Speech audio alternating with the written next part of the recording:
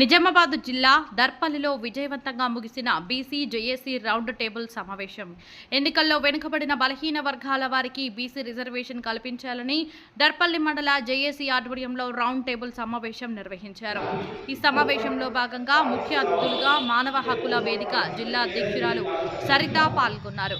సమావేశాన్ని ఉద్దేశించి సరిత మాట్లాడుతూ రానున్న స్థానిక ఎన్నికలలో వెనుకబడిన బడుగు బలహీన తరగతుల కుటుంబాల నుండి ఎన్నికలలో నిలబడితే ప్రజలు యువకులు ప్రతి ఒక్కరూ బీసీ కులాలు ప్రతి కుటుంబాలు అభివృద్ధి చెందడానికి రాష్ట్ర కేంద్ర ప్రభుత్వాలకు వెనుకబడిన బలహీన వర్గాల తరగతుల ఉద్యమాలు ప్రతి గ్రామంలో చేపట్టి బీసీలకి 42% ఖచ్చితంగా రానున్న ఎన్నికలలో అవకాశం కల్పించాలని బీసీ అన్ని వర్గాల నాయకులు పోరాడితే హైకోర్టు నుండి ఖచ్చితంగా వెనుకబడిన తరగతులకు మద్దతుగా జీవో న్యాయస్థానం తీర్పు ప్రకటించే వరకు ఉద్యమం ఆపవద్దని పిలుపునిచ్చారు. రౌండ్ టేబుల్ సమావేశ కార్యక్రమంలో భాగంగా కార్యవర్గాన్ని తాత్కాలికంగా ఎన్నుకున్నారు. దర్పల్లి బీసీ జేఏసీ కన్వీనర్గా సంభేటి సుమన్, కో కన్వీనర్ చెలిమేల నర్సయ్య, సభ్యులు మంచికంటి ప్రశాంత్, బాలయ్య, మచ్చ రఘురాం, డాక్టర్ ఆనంద్, ఎల్ సతీష్ గౌడ్, దుబ్బాక్, రేకులపల్లి కిరణ్ గౌడ్, గోవిందపల్లి, కనకం, రాజేందర్లుగా రౌండ్ టేబుల్ సమావేశంలో తీర్మానం చేశారు.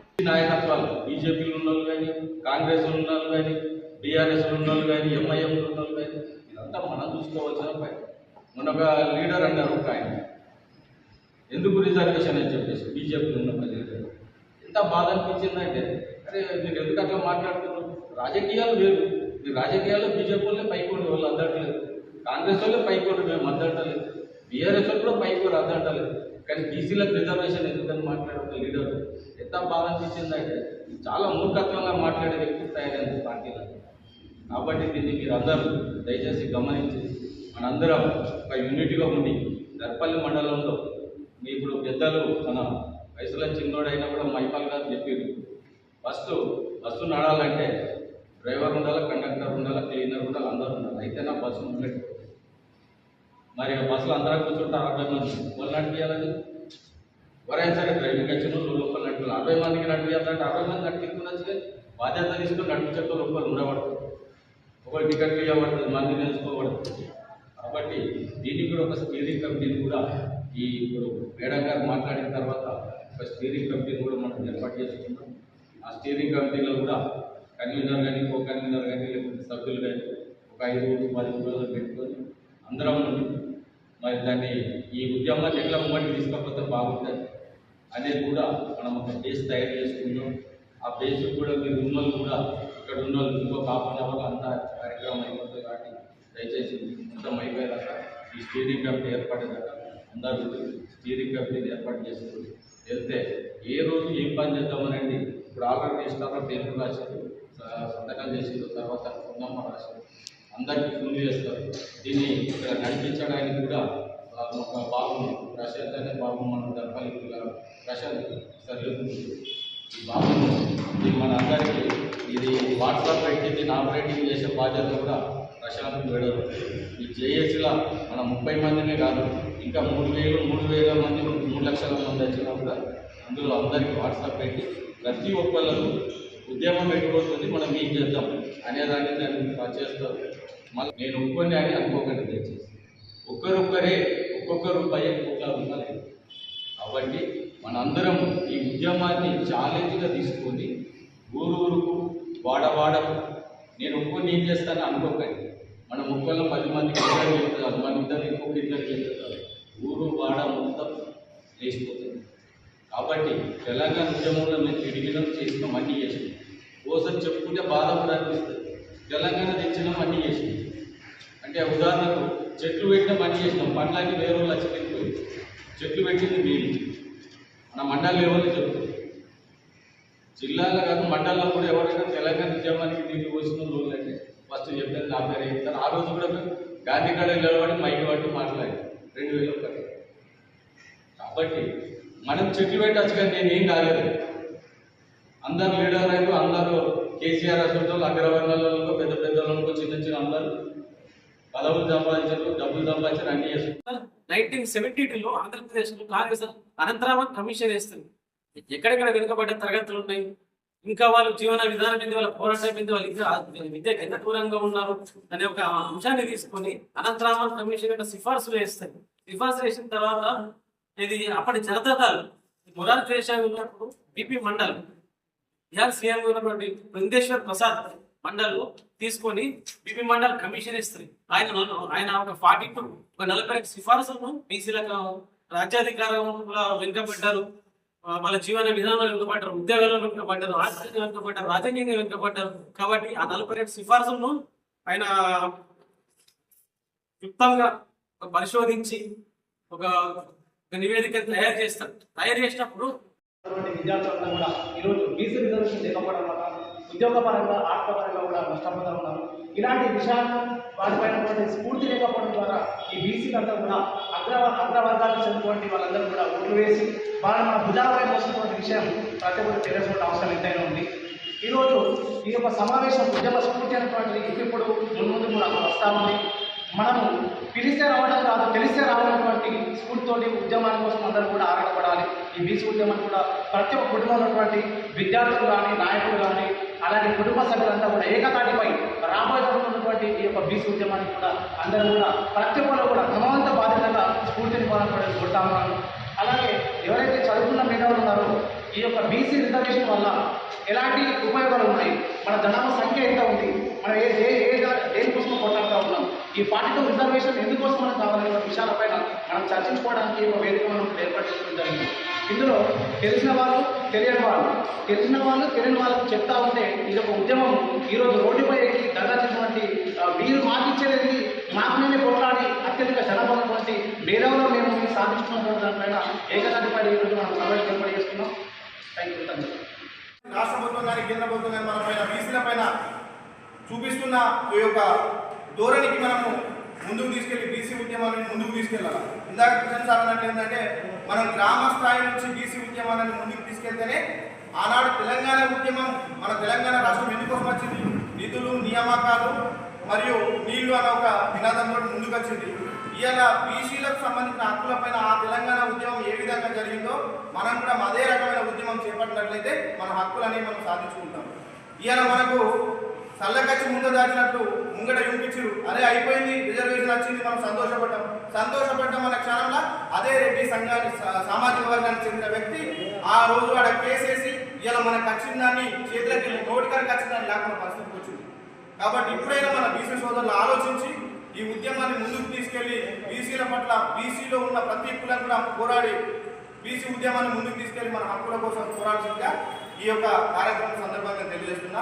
ప్రతి ఒక్కరికి నాకు అవకాశం ఇచ్చినందుకు ధన్యవాదాలు. సామాజికంగా వెనుకబడిన వర్గాలన్నీ కూడా ఈ దేశంలో సరి సమానంగా గౌరవాన్ని పొందడం కోసం రిజర్వేషన్ కావాలని అందులో సామాజికంగా వెనుకబడిన వర్గాలు ఎవరు? ఎస్సీలు, ఎస్టీలు, బీసీలు. మిగతా వర్గాలకు కావాల్సినంత ప్రివిలేజెస్, కావాల్సినంత గౌరవం వాళ్ళకు ఉంది. ఈ కింది కులాలకు సంబంధించిన వాళ్ళకి లేదు. కాబట్టి వీళ్ళకి రిజర్వేషన్లు కావాలి అని చెప్పి మాట్లాడారు.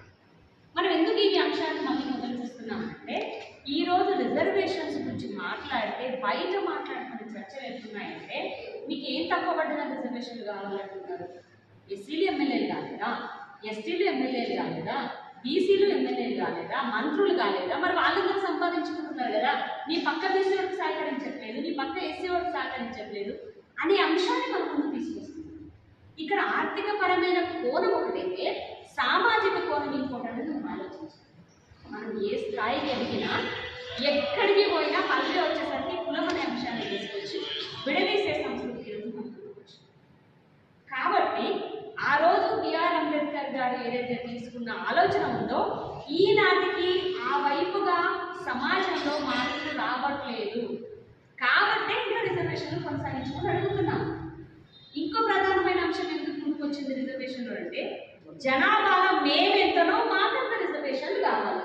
ఇది నిజమా కాదా? ఎక్కడైనా ఇంట్లో మనం పంచుకునే దగ్గరనే సరి సమానంగా అందరికీ ఇద్దరు అన్నదమ్ములు ఉంటే సరి సమానంగా పంచుకుంటామంటారు. మరి అలాంటప్పుడు ఈరోజు ఇద్దరు అన్నదమ్ములు ఉండి ఒక అక్క చెల్లెలు ఉండి ఇన్ని రోజుల వరకు మహిళలకు అసలు ఆస్తులు ఇవ్వలేని పరిస్థితిలో ప్రభుత్వం మీద తీసుకొచ్చి మహిళలకు కూడా ఇవ్వాలని చెప్తుంది కదా. మరి అలాంటప్పుడు రిజర్వేషన్లో 56% ఉన్నాం మీరు తెలంగాణ రాష్ట్రంలో. ఇది ప్రభుత్వం ఇచ్చిన లెక్కలే, అది కూడా దాంట్లో చాలా తప్పులు ఉన్నాయి. అయినా 56% మంది ఈ తెలంగాణ రాష్ట్రంలో బీసీలు ఉన్నారు. ప్రభుత్వం 42%. 56% ఉన్న దాంట్లో కేవలం 42%. ఈ 42%కి ఇంత ఘోరమైన కొట్లాట జరిగితే రేపు మనకి 56% ఇవ్వాలంటే ఇంకింత కొట్లాట జరిగింది. మరి ఎందుకు అడుగుతున్నాం? కేవలం లోకల్ బాడీ ఎలక్షన్స్లో ఇది రాష్ట్ర ప్రభుత్వం తీసుకొచ్చింది. వాస్తవానికి ఈ రిజర్వేషన్ తెలంగాణ రాష్ట్రంలో విద్యలో రావాలి, ఉద్యోగాలలో రావాలి, విద్యా అవకాశాలు రావాలి, ఉద్యోగ అవకాశాలు రావాలి. ఎందుకంటున్నాం ఈ మాట అనంటే ఇంతకుముందే రిజర్వేషన్ ఎకనామికల్లీ వీకర్ సెక్షన్ ఇంతకుముందు అనే కదా ఆర్థిక కోణంలో చూస్తే ఇది ఇంకో రకంగా కనబడుతుంది. ఆర్థిక కోణంలో చూసి ఏం చేశారు? ఎస్సీలు డెవలప్ అయ్యారు, ఎస్టీలు డెవలప్ అయ్యారు, బీసీలు డెవలప్ అయ్యారు. కాబట్టి ఈరోజు వెనుకబడిపోతున్న వాళ్ళంతా ఎవరు? ఓసీలలో ఉన్న పేదలు. కాబట్టి వాళ్ళకి ఈడబ్ల్యూఎస్ రిజర్వేషన్లు ఇద్దామని చెప్పి ఒకవైపు కరోనా ఉంది, ప్రజలు మాట్లాడలేని పరిస్థితుల్లో ఈడబ్ల్యూఎస్ రిజర్వేషన్ హడావిడిగా తీసుకొచ్చి పార్లమెంట్లో ఆమోదింపజేసింది ఇదే ప్రభుత్వం. మరి ఆ రోజు ఆమోదించినప్పుడు ఈరోజు బీసీ రిజర్వేషన్లు ఆమోదించడానికి ఎక్కడ అడ్డం వస్తుంది? ఏ అడ్డంకి వస్తుంది? ఇది మనం ఆలోచించాల్సిన అంశం. ఈ ఈడబ్ల్యూఎస్ రిజర్వేషన్కి బీసీ రిజర్వేషన్ ఒకసారి మనం రెండింటిని కంపేర్ చేస్తుంటాం. ఎక్కడ మనకు అన్యాయం జరుగుతుంది? మనం జనాభాలో 56% ఉన్న బీసీలకేమో 42% రిజర్వేషన్ ఇవ్వడానికి ఎంత కష్టమవుతుంటే ఈరోజు దేశవ్యాప్తంగా తీసుకున్న జనాభా లెక్కల్లో ఓసీలు ఉన్న శాతం ఎంత అంటే 88% మంది మాత్రమే. వాళ్ళు 8% మాత్రమే ఉన్నారు ఓసీలు. అది బ్రాహ్మణులు అయ్యొచ్చు, రెడ్డిలు అయ్యొచ్చు, రావులు అయ్యొచ్చు, లేకపోతే వైశ్యాస్ అయ్యొచ్చు, ఇంకెవరైనా అందులో వచ్చే వాళ్ళందరూ కూడా కేవలం 8% మాత్రమే. కానీ వాళ్ళకి ప్రభుత్వం ఎంత రిజర్వేషన్ ఇచ్చింది? 10%. అంటే ఉన్నదానికంటే 2% ఎక్కువనే. డబుల్ రిజర్వేషన్ అయింది తెలుసా వాళ్ళకి. ఓపెన్ కేటగిరీలో ఈరోజు ఉద్యోగ అవకాశాలు చూస్తే ఓపెన్ కేటగిరీలో మీరు ఇప్పటికీ చెక్ చేయండి. ఓపెన్ కేటగిరీలో దాదాపు ఓసీలను సెలెక్ట్ చేస్తారు. ఎందుకంటే మిగతా రిజర్వేషన్ ఉన్నాయి కదా, అందుకని ఓసీలనే సెలెక్ట్ చేస్తారు. దాంట్లో కూడా ఎస్సీ ఎస్టీ బీసీ లెవెల్ ఉంటే మన రిజర్వేషన్లో పడేస్తున్నారు. మొన్న గ్రూప్ 1 గొడవ కూడా అదే. గ్రూప్ 1లో కూడా జరిగింది అదే. ఎస్సీ ఎస్టీ బీసీలను రిజర్వేషన్లలో ఇచ్చేసి మెరిట్ ఉన్నా, ఓపెన్ కేటగిరీలో వచ్చేంత మెరిట్ ఉన్నా వాళ్ళని రిజర్వేషన్ కింద పడేసి ఓసీలు ఎవరైతే ఉన్నారో వీళ్ళకి రిజర్వేషన్ లేదు కాబట్టి అందరినీ ఓసీలో ఇచ్చేసారు. ఆ లెక్కన చూస్తే మొన్న గ్రూప్ 1కి కావాలంటే ఇప్పటికీ వెబ్సైట్లో ఉంటుంది, తీసుకొని చూడండి. 170 మంది ఓసీలు సెలెక్ట్ అయ్యారు. ఎంత?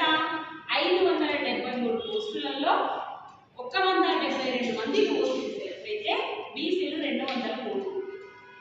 చూడండి జనాభా ఎంత ఉంది, వచ్చిన పోస్టులు.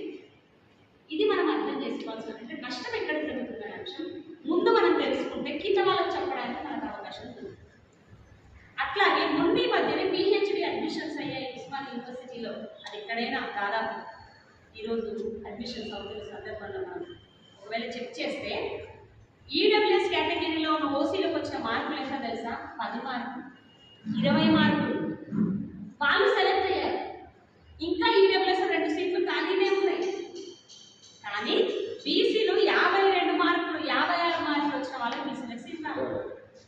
ఎస్సీలకు 30 మార్కులు వచ్చిన వాళ్ళకి సీట్లు వచ్చినాయి, ఎస్టీలకు 30 మార్కులు వచ్చిన వాళ్ళకి సీట్లు వచ్చినాయి. ఇటు ఈడబ్ల్యూఎస్ వాళ్ళకి 20 మార్కులు వస్తే సీట్లు వచ్చినాయి. మరి బీసీ ఈ మధ్య 52 మార్కులు వచ్చిన సీట్ రాదు. అంటే ఎక్కడ నష్టం జరుగుతుందో ఒకసారి అర్థం చేసుకుంటాం. విద్యలో జరుగుతుంది, ఉద్యోగాల్లో అన్యాయం జరుగుతుంది. ఇక రిజర్వేషన్లు రాజకీయ రంగంలో కొంత రాజకీయంగా చూస్తే ఇప్పటి వరకు భారతదేశ చరిత్ర తీసుకోండి. ఎంతమంది బీసీ ప్రధానమంత్రి అయ్యారు, ఎంతమంది బీసీలు కేంద్ర మంత్రులు అయ్యారు. మన ఆంధ్రప్రదేశ్ తెలంగాణ రాష్ట్రంలో తీసుకుంటే ఎంతమంది బీసీలు ఈరోజు ముఖ్యమంత్రులు కాగలిగారు, ఎంతమంది మంత్రులు కాగలిగారు, లెక్కలు ఒకసారి తీద్దాం. ఆ లెక్కలు తీసుకుంటే బీసీలు ఎక్కడా కూడా ప్రధానమంత్రులుగా ముఖ్యమంత్రులుగా పనిచేసిన ఆ శాతము ఓసీలకు మించలేదు ఎక్కడ కూడా. కానీ ఓసీలు ఉన్నది ఎంతమంది? 8% మంది ఇన్నేళ్ళు మొత్తం భారతదేశాన్ని పరిపాలించింది, ఇన్నేళ్ళు తెలంగాణ రాష్ట్రాన్ని పరిపాలించింది. మరి అలాంటప్పుడు మనం ఎవరం పునాదులుగా మారుతున్నాం సమాజానికి, రాజకీయ రంగానికి పునాదులుగా మారుతున్నాం. ఓట్లు వేయడానికి మాత్రమే సరిపోతున్నాం.